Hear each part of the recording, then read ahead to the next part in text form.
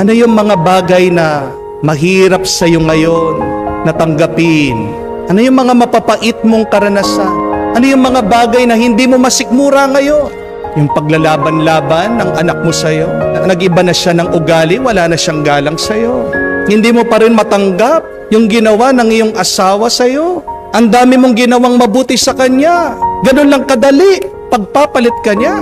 Napakabigat sa iyo na nag-effort ka, pinagplanuhan mo, ginawa mong lahat. Pero bigla kawawalan ka ng pera, malulugi ka. Hindi mo alam kung saan ka hahanap ng pera, pambayad ng mga utang o kaya naman ng pambayad ng matrikula ng mga bata. Marami din po ang disappointed. Ang tagal, pinapagamot, nagdadialysis, o nagkikimong minamahal nila, bigla-bigla, ganun lang kabilis, mamamatay. Ano magagawa natin sa mga karanasan na kung saan hindi natin matanggap, napakasakit at napakapait?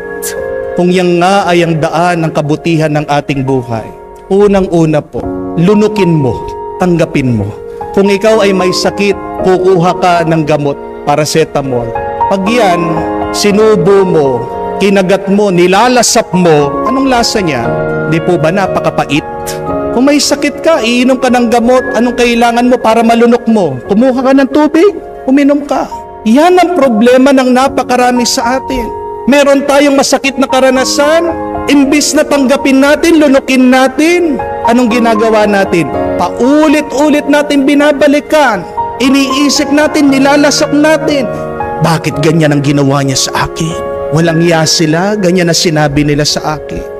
Panginoon, bakit ganyan naman ang karanasan ko? Hindi mo ko mahal.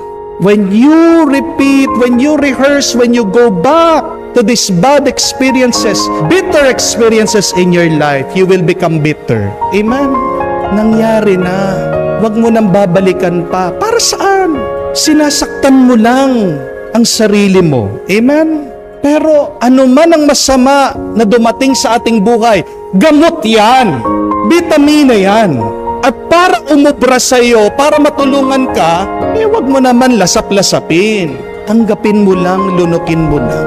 At secondly, when you experience bad things in your life, bitter experiences, continue to find goodness in your life. Ang buhay natin ay halo. Hindi lang naman puro problema, puro pagsubok, puro masama. Amen? Bakit nagiging masama ang buhay mo? Kasi yan lang iyong paningin. Yan lang palagi mo naiisip. Ang candy, ang chocolate pag kinain mo, di ba? Yan dapat yung nilalasap mo. Yan dapat yung nagtatagal sa dilang. Yung mga mapapait mong karanasan, silang ilagay mo sa likod ng isip mo. Pero maghanap ka ng mabuti na pagpapala ng Diyos binigay sa iyo ngayon. Yan ang tingnan mo. Yan ang madalas sa pagkukulang natin at nakakalimutan. Mga bata, napakadali na malungkot, sumakit ng loob sa kanilang mga magulang. Nagkamali lang ang kanilang mga magulang sa kanila.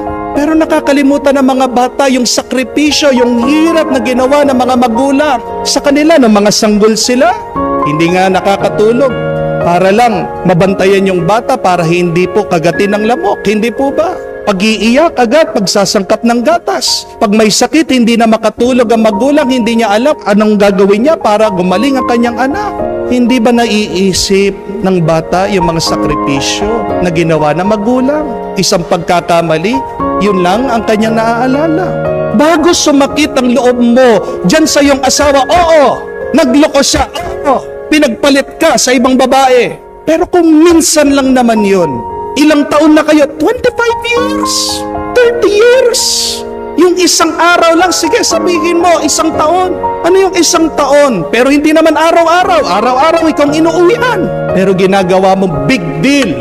Nakakalimutan mo yung mas maraming pagkakataon. Huwag mong pagdudahan yung pagmamahal ng asawa mo sa'yo. Sino bang taong hindi nagkakamali? Sino bang taong hindi nagkakasala? Lahat tayo. Pero gitna ng kanyang kamalian, gitna ng kanyang pagkukulang, meron pa rin ginawang mabuti yan. Di po ba? Pero hindi mo nakikita yung mabuti kasi ang nakikita mo at pinapalaki mo yung masamang ginawa niya. Mga kapatid, para tumamis ang ating karanasan, hanapin mo pa rin ang mabuting nangyayari sa iyong buhay. O balikan mo yung mga masasayang kahapon. Taste and remember the goodness of God in your life. And your life will be bearable.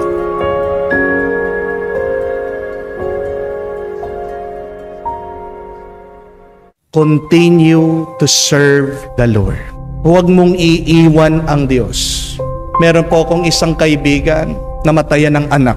Isa sa mga pinakamasakit na karanasan na pwedeng pagdaanan ng isang tao ay yung mauna pa ang kanyang anak kaysa sa kanya. Unconsolable. Pag binibisita ko po, kinakausap ko, umiiyak lang siya. Nagtatanong, Father, bakit? Wala po akong ibang masabi kung hindi damayan siya, samahan siya. Ilang buwan na po ang nakalipas, nakita kami muli. At napakasaya ko po marinig, sabi, Father, nung namatay po yung aking anak, walang oras, walang araw na hindi ako iiyak. Pero kahit na napakabigat sa aking puso, nalulungkot ako, pinagpatuloy ko po ang paglilingkod sa simbahan. At alam niyo po, Father, umiiyak pa rin ako, pero hindi na ganong kadalas. Nagpapasalamat po ako sa Diyos na dun sa aking paglilingkod, tinulungan niya ako na mabuhat ko itong bigat, itong pagsubok sa aming buhay. Why should you continue to serve God despite of the things that you do not understand now in your life? Kung meron ka nararanasan na mabigat, hindi mo maintindihan, huwag kang magkukulong.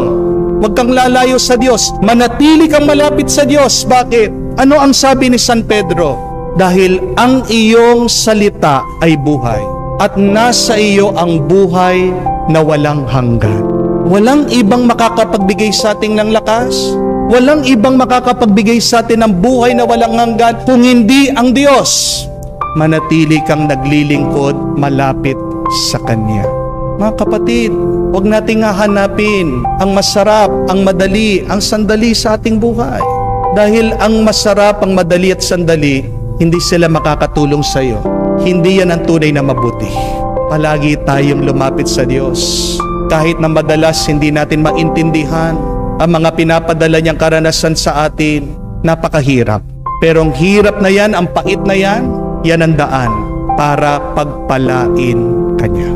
Dalawang magandang dasal para makayanan po natin ang hirap, ang pait ng buhay na ito. Una, palagi mo sabihin, Lord, I accept.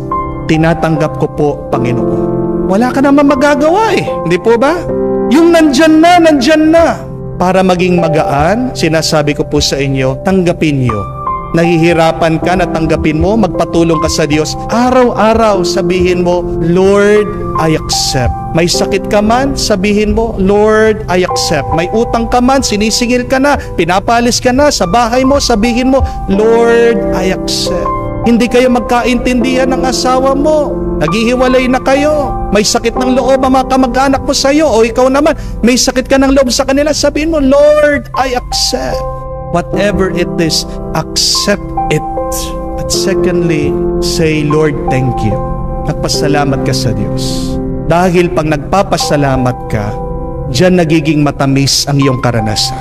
Pag wala kang pagpapasalamat sa Diyos, anong karanasan mo? Pumapait ang iyong karanasan. Lalong bumibigat, lalong humihirap ang iyong pagdadaanan.